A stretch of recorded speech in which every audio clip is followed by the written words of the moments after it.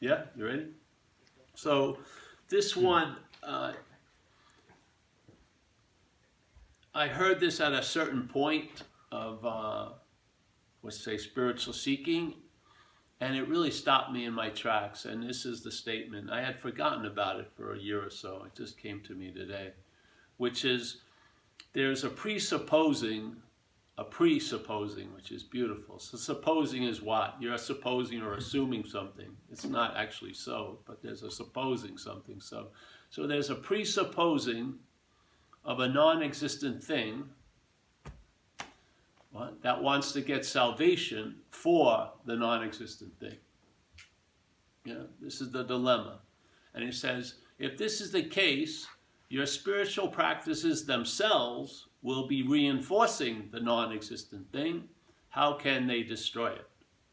That stopped me in my tracks, because that shoe was put out and it fit. It explained quite a lot of what I had been doing for years. And as we frame it in recovery, I was seemingly in the act of trying to get out of self as self, which is a warning in recovery, which is say you can't get out of self as self. But what you find out is the only thing that wants to get out of self is self. That's what's wanting to get out of it. Yeah? What wants to get out of it is the agitation itself. So the agitation itself wants to get out of the agitation, which it can't do, because it's like we have a statement in recovery. It says, you have to quit playing God, yeah? Which is usually what the head is doing. If you wake up in the morning and your head tells you how the day's going to be, that's playing God, yes? If it tells you how you were, how you're going to be, how they were, how it's going to happen, it's playing God all day. Isn't it? It is. So in recovery, we say, you got to quit playing God. Why? It doesn't work, basically. And then so, okay, so let's say someone who's in that state of, who's identified with that which is playing God, which is the identification as self, yeah? If it hears that statement, yeah, so that which is playing God hears, you got to quit playing God, isn't that playing God? See? So that which is playing God tries to quit playing God, that's still playing God. Ad infinitum. Yeah? You can't get out of it once you're seemingly in. That's the message of non-duality. The message of non-duality, you are not in what you think you're in. That's the out. Yeah? You see you're not a self. You don't look for the truth. You see what's false. You see that there's a false reference in place. There's a presupposing by the mental states, and I'm talking about the thought system, perceptions, memory. Those, anytime the attention and interest of what we are goes in there, you catch it in the act of being identified as a long-lasting, independent, separate entity, a thing. That's it. And then that thing produces its own agitation, and then there's a drive to get out of that agitation that the thing is producing, but as the thing that's producing it. And they've warned us, this is a little bit of a conundrum. Yeah? This is where it gets slippery. This is where, if the presupposing of the non-existent thing isn't seen, you'll want to get salvation and relief for that you would like to get relief from. Yeah? And then in that situation, your spiritual practices, as noble as you may think they are being used by the mental state to reinforce the identification with the non-existent thing. How can those practices destroy a non? First of all, you can't destroy a non-existent thing. It doesn't exist. You can't escape from an imaginary place. That's it. That's the message. That's the, sometimes you come in here, you may think you need 5 pairs of shoes. All you need is 1 pair of shoes. Put these on and see what happens. I have seen what happened with me over the years, which is not much. That's the beauty of it. Nothing basically happened. I never get anything out of any of these talks. It's just like a big freaking empty hole. And yet, that nothing's turned into everything, because you are what you're looking for. They weren't sadistic messages some fucking weird master gave us. He says it very clearly. St. Francis tries to save us tons of time. What's looking is what you're looking for. End of story. He didn't go, what's looking, and then 50 pages of requirements you have to fulfill to be what you're looking for. He says, what's looking, which is awareness, not you. You're not looking. What's looking is what you're looking for. Period. End of book. Yeah. Short book. Very short book. Because the rest of the pages are how they're played out in you. See, if you are what you're looking for, yes, then you can never find it. Yeah. That it becomes hidden to us as that by looking for it. That's the dilemma. That's the scratch on the album right before the first song starts. It is. And maybe it ain't for you, and then far out and do whatever's going to happen.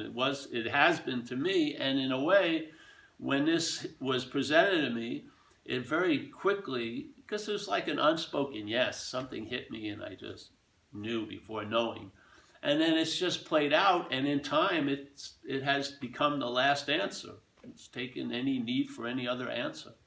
And I don't look for a turbocharged thing or a radical non-duality, or like you were saying, what's the future of non-duality? There's not, when is the new phase of, there's none. Non-duality isn't anything. It's denial of things. It's a negation of how we take everything to be here. It's not saying, and replace it with this. There's no replacing it. You're it. You are what you're looking for. Or the Course in Miracles, if you ever heard it, will take, and the same thing, there's a guy named Nisargadatta Maharaj, and there was another guy who had the same guru that a lot of people don't know. It was another devotee at the time. Nisargadatta got more popular, but the other guy was there. And my friend was a disciple of his, and the guy would just say, hey, listen, what you have to get is, this is a dream. You're dreaming. Yeah? And you're God. Basically, that's that. Yeah?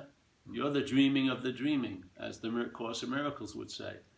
You're not the dreamt. Nothing's being imposed upon you, or you're not getting run over by some foreign thing that has nothing to do with you.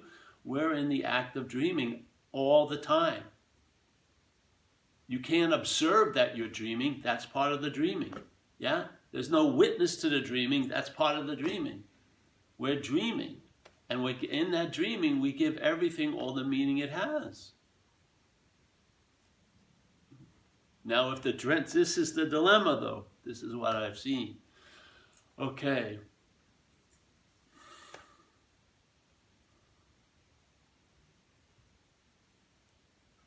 The mental state is very, very fast.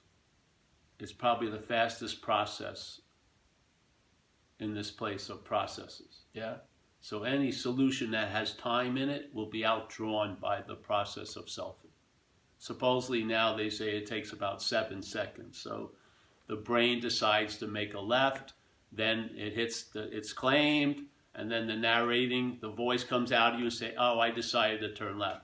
Yeah, so there's a claiming of what's already happening by the narration, and then the narration says it's the one that's doing it. Basically, that's what's happening all day. Yeah, that's what it's talking about. The presupposing of a non-existent thing now becomes the one that's doing everything. And therefore, let's say you're doing meditation, the mental state is claiming that meditation to imply the meditator. And that's all it wants to do. It wants to imply you're the doer of the action that's happening. Yeah? So it uses the actions by calling the mind to imply the doer of the actions. It's using the thoughts, because most thoughts are preceded by a sense of my, like they're my thoughts. Somehow I have them or ownership of them because you're not having my thoughts. But it's funny, when I went to recovery meetings for months, I walked in there with a very thick shell of terminal uniqueness. I thought no one thought like I did. No one felt like I did. No one had done the heinous things I had done. But then I listened to people share their thoughts, their feelings, and their actions. And I could only come to two conclusions. How did these people get my thoughts? Or they're not my thoughts. Because they're not our thoughts. They're just a basic, run-of-the-mill thought system, like a Toyota, like a fucking base model Prius, yes? Like a failed GPS, that we all have the same maps, but it has a narration that you're the one who made the map.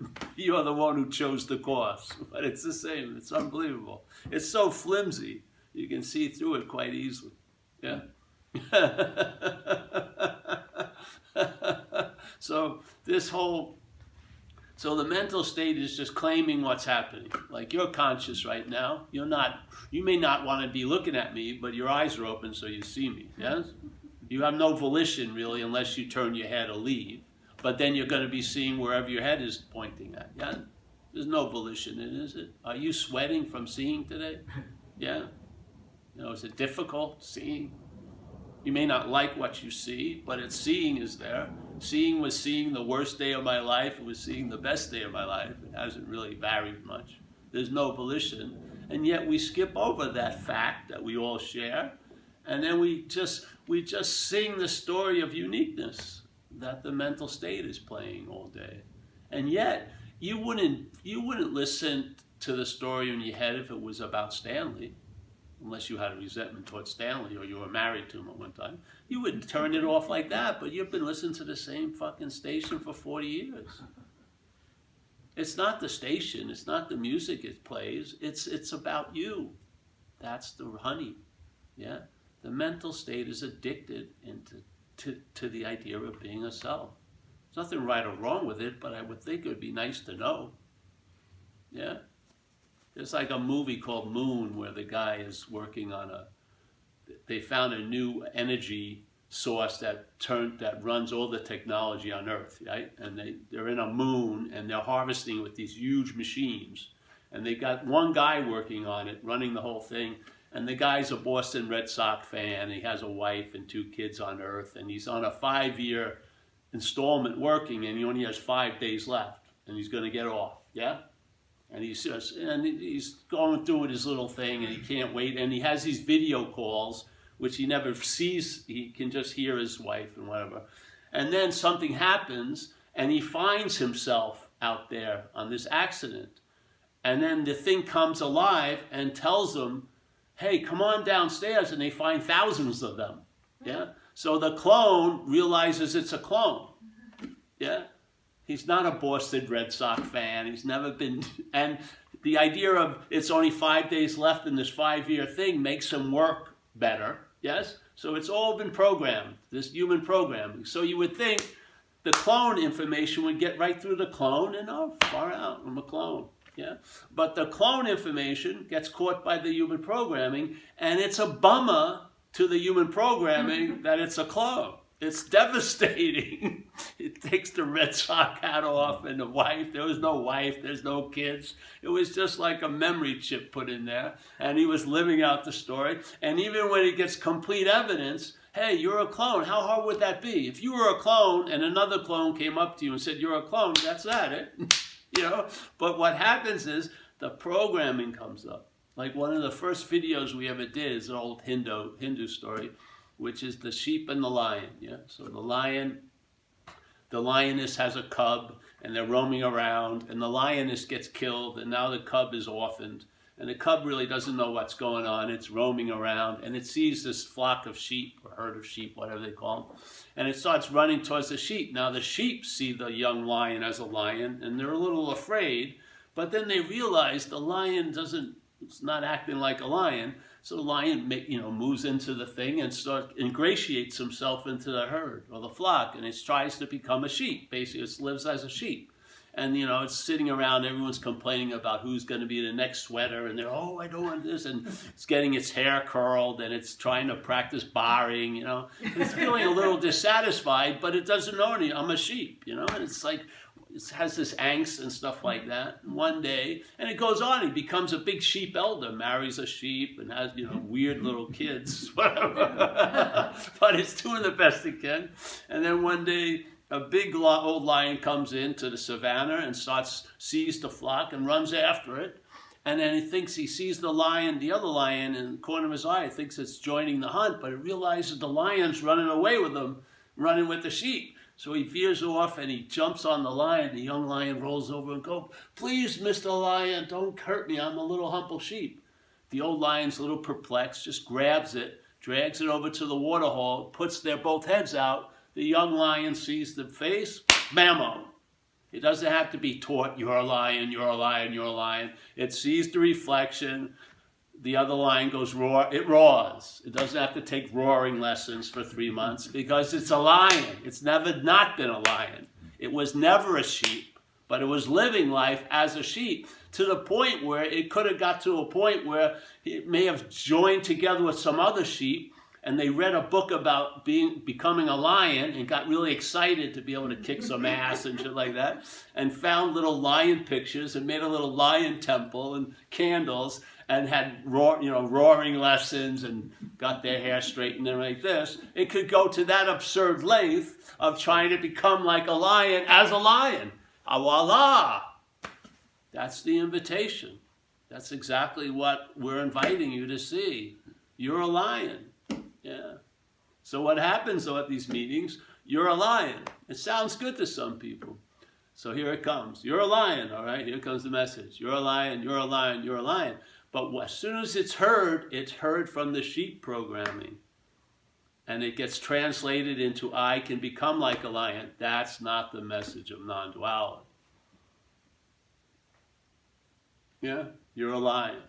What you need to do is see you're not a sheep. You do not need to see you're a lion. You already are a lion.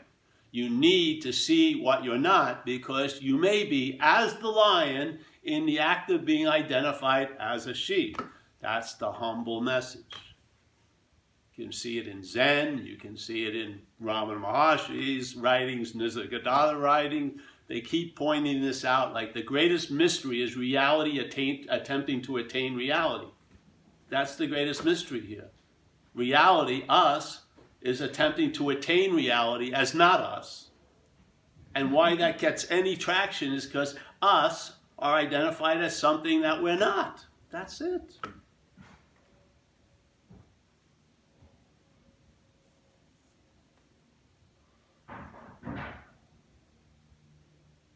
If the shoe fits, wear it. To me, it explained everything to me. Explained everything to me, then I understood what self can't get out of self means. You can't get out of what you're not as what you're not.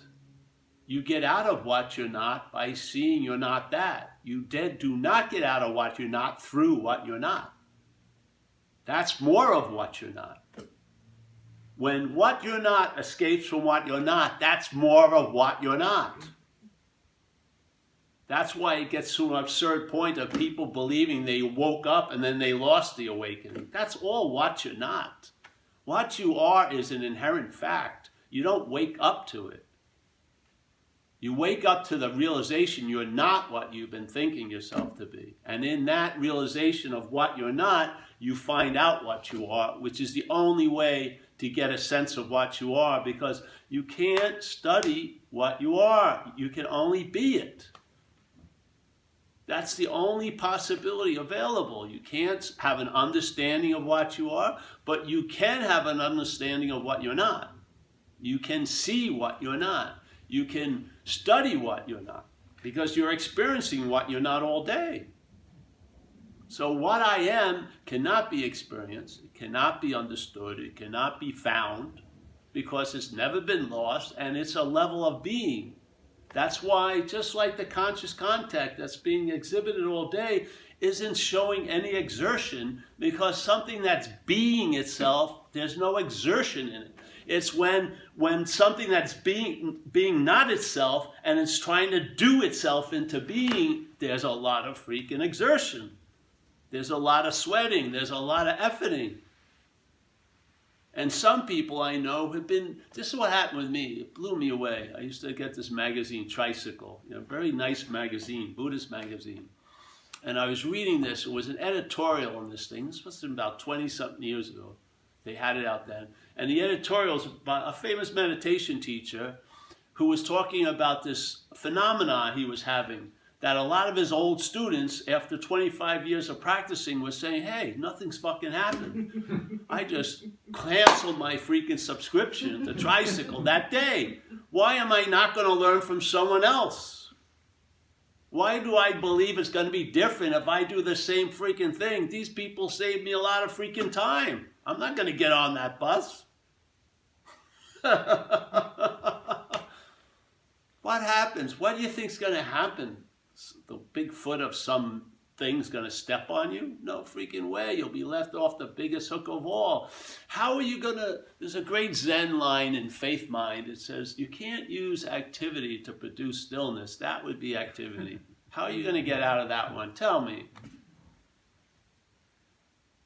How can you not find yourself in that statement? How can you not? How can you not find what you call yourself and your activities in self can't get out of self? How can you not find yourself in the statement, you can't use the Buddha to seek the Buddha? Because when you hear it, you know that's exactly what you've been doing for years, seemingly. You've been using the Buddha to seek the Buddha. You've been using light to seek light. You've been using mind to seek mind. And if it doesn't hit you, then go somewhere else. Hit another toss, you know. But if it does hit you, freaking wear the shoes. It's time, you know. It's like the time of the season. It's freaking ripe. Let the fucking apple drop. Yes. So what happened was, I stopped doing everything, really. A lot of that stuff. And in a weird way, where I am today was the greatest driving force of my early spirituality. I never wanted to be like where I am now.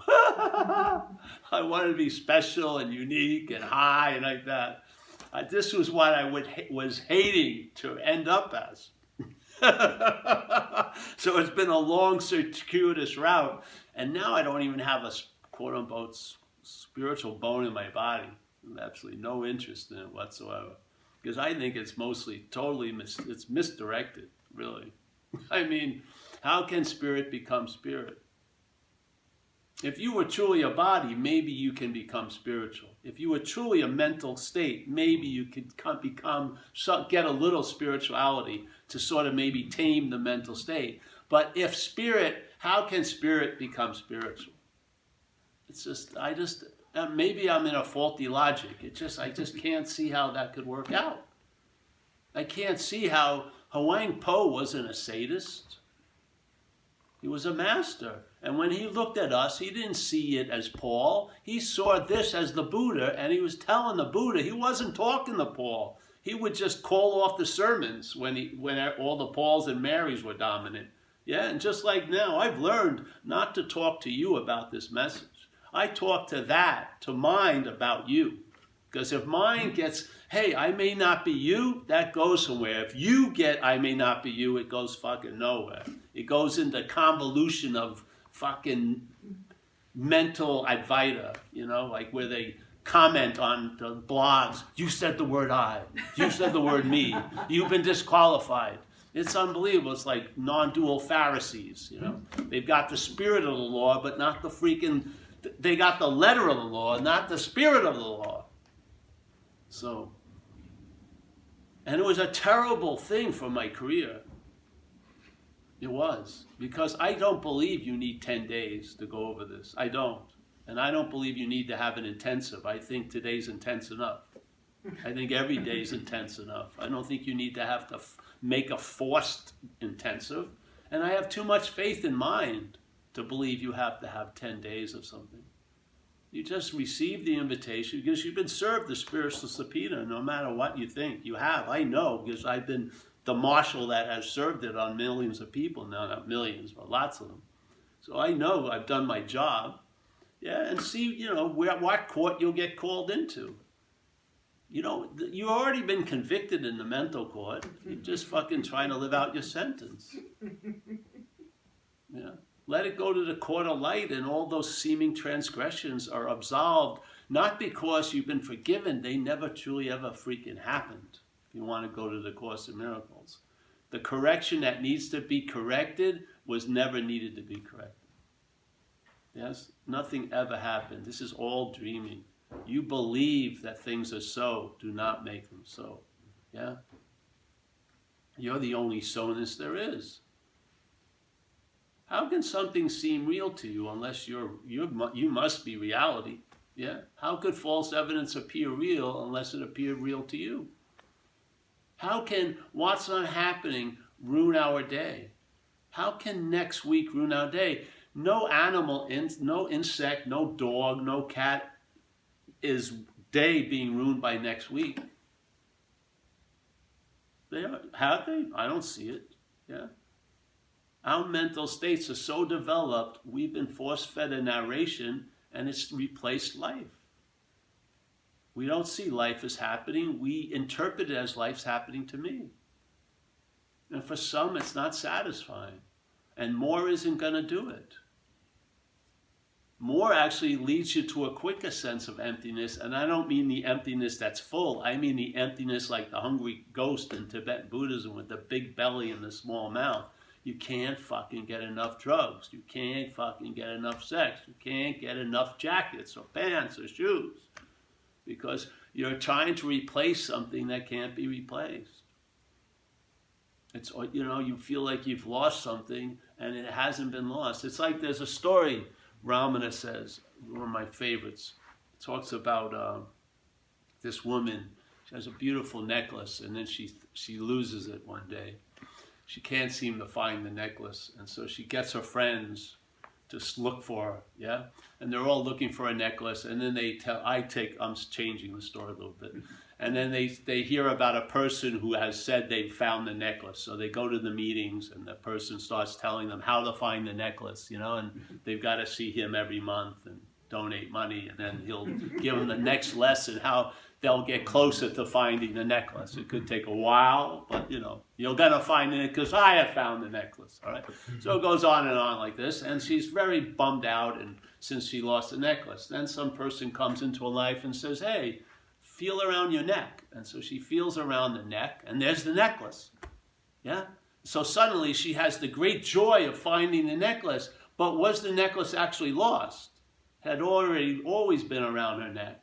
She just assumed it hadn't been there. As soon as she feels it. But when she believed she lost it, she was totally bummed out. But the bummed out wasn't based on losing it. She hadn't lost it, really. She thought she lost it. And then she had great joy when she thought she found it. But did she lose it or find it? No. Exactly.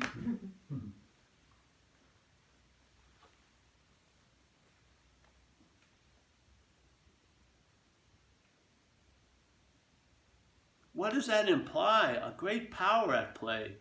That you could seem to forget what can't be forgotten, and in that seeming forgetfulness produce an incredible bummed outness, almost like a junkie, and then getting the great shot of joy when you find the necklace, but only to lose it again. Because if you believe you found it, you believe you can lose it. That ain't it. Yeah? But in fact, you've never lost it, therefore you never found it. The same thing. No one gets awake here. They're already awake. They're just seemingly unawake. They're believing it's appearing to them that they're asleep. They're not asleep. It's appearing to us. Like in recovery, we say, we're 100 men and women who have recovered from a seemingly hopeless state of mind and body. Seemingly means it appears to be true or false to you. That's our role here. We're giving meaning to everything. Based seemingly on our condition, yes? We give meaning to things are real because we're taking ourselves as a thing. If you saw yourself as not a thing, you would see no thing is real. It's just the way it goes. I mean, I don't see how we can escape the reality that we are reality. Yeah. Like if you're having a bad day, time seems like to go on forever. If you're doing something you love, it goes really fast. Time itself is subjective. It's based on us. We're dreaming. That's all the streams of dreaming. Time and space, all like that. We're in the act of dreaming. Yeah. The thing is when the dreamt hears that message, it says, well, now I'm going to dream myself into 70 Cadillacs and whatever. No. The dreamt is the dreamt. What we are is dreaming, not who we are. This is the dreamt, yeah? As a Huang Po says, whatever can be perceived cannot be perceiving. I'm perceiving, you're off the game board. I'm off the game board. There'll be nothing left, and that's what is. Yeah. Whatever can be perceived cannot be perceiving. Simple as that. So I see you, you're gone. Yeah, so there you go. That's the message. You can beat it, turn it around, but I attempt to say it as clear as possible. It's a little conundrum, and if, especially for people who've been in the spiritual ways, it may resonate for you, and if it does, let it, put the shoe on and walk around with it and see if it resonates, because maybe it will change your approach to what you are. Maybe you'll stop looking for it, and then you'll realize you are it, yeah? That's how it happens. You see what you're not, and in seeing what you're not, you get a sense of what you are. Instead of trying to see what you are from what you're not, you see what you're not from where you are. Just a little switcheroo. They're happening. They're both possibilities at the exact same time. Yeah? Yeah. It worked with me. It just sort of, and the logic is seamless. It's beautiful. It truly is, because it never deviates from itself. And then matching against the mental logic, you see when you take the basic assumptions of the mental logic, it makes sense.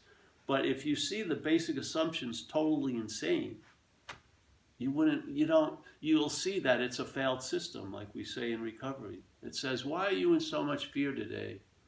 And he doesn't let you answer in the big book of AA. He says, isn't it because self-reliance has failed us? So what would be a high level of reliance on self? Being identified as self. Being identified as self has failed us. Yeah? And that petri dish of reliance on self allows fear to grow to such a point that it's grown over our life, to the point where we're in such a fog of mental anxiety, all produced by what's not happening. There are imaginary fields all those future concerns are being grown on. You're a miracle worker, really. You're making shit out of nothing all day. That's an incredible, powerful event that we're not honoring. We're wielding a huge amount of power. Really are. And the misuse of it is just incinerating us. Can you imagine that? Sunlight is awesome, but if you concentrated, it would incinerate you. The same thing with the power of mind. To have it fixated on an object of thought, an image made up, it's just way too much magnification. And to me, awakeness is dispersed, relaxed awakeness. It's not a concentrated or focused thing at all. It's you're open, walking around, yeah? Almost as if I'm looking at this space. You're there available to see what shows up. But the seeing in and of itself is the stance, yeah? You're just here. And this idea of having to get into the moment is totally a drop, because you can't be out of a moment. There's no need to try to get into a moment. You realize you can't be out of a moment, then the experience of being in the moment will stabilize, but not by getting in it, just by realizing you can't be out of it. That's the logic of truth. You see the problem is imaginary, and therefore you stop trying to solve it. Yeah? And in that, the solving occurs. It's the same thing with wanting to be present. It's the same thing with wanting to be present. Everybody wants to be present. How can you not be present? Exactly. Well, the thing is, it's the same thing like going to a 3-day, thing of where everyone's chanting, I'm not a body. The only thing that chants that is a body. It's the body that doesn't want to be a body. Spirit could care less. The body doesn't want to be a body, as a body. I want to get out of all the shit of the body, but still be there to enjoy it. That's the stubbornness of it. That's the place where everyone gets caught. They want to experience their own absence. They want to get it. You can't get what's already in place. Yes. You are that which you're looking for right now. It's not like something that's going to be occurring later. It's occurring now. Yeah. When I had a download once, it was pretty obvious that, and I imagine anyone who shares would share it, which was that when it came on at me, it was obvious it had always been this way. There was never nothing that ever happened that was contrary to it. It was just super clear. Maybe it didn't stay clear, but it was enough.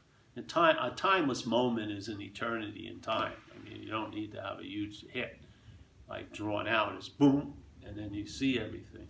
And I saw that it's always been this way, meaning everything got negated completely. All my little shenanigans of thinking of, because I've lent reality tons of fucking times. That's what we're doing here, dreaming. There's nothing right or wrong with it. But it'd be nice to know, don't you think? So you would get out of the blame game. You wouldn't be thinking you're being imposed upon. All that victim ideas are all based on somehow you've been sentenced to a dream that you didn't choose, and something bigger than you is stepping on you. It's all baloney. You and I are the only reality there is. So there you have it. I hope I never see you. You got the message. If you appreciate me, send me a check and a Christmas card every year. I used to do a little joke, the retreat from Paul. This is a good one.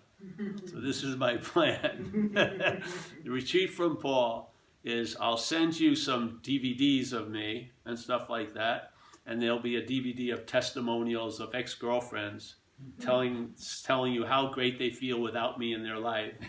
And if you send me a check, I promise I won't see you that weekend. And then get back to me on Monday and tell me I felt the presence so much better without Paul.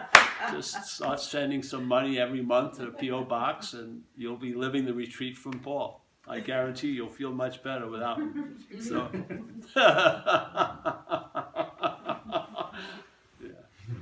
But I think, I'm going to go into an opinion right now. We can shut this off, can't we, honey? Can we shut it off? I really want to warn you. It's because I spent a lot of time